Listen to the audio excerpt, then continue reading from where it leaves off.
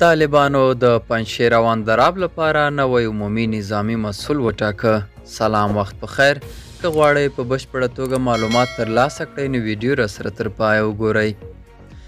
د طالبانو مشر په فرمان کې د پنجشیر او اندراب لپاره نوی عمومي نظامي مسؤل ټاکلی.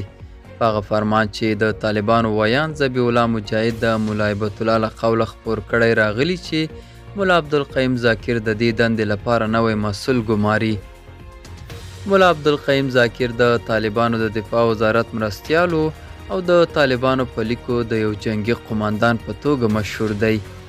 طالبان وروسته تر دې پنجشیر او اندراب لپاره نوی نظامي مسؤل ټاکي چې وروستیو کې هلته د مقاومت ملي جبهې ادعا وکړه چې 40 طالبان یې اسیران کړي او بیرته خوشي کړي دي.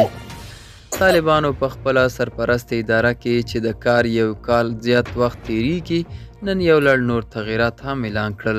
دا و زموږ نننۍ چمتو شوې ویډیو. تر بیا ښه وخت، ښې چارې.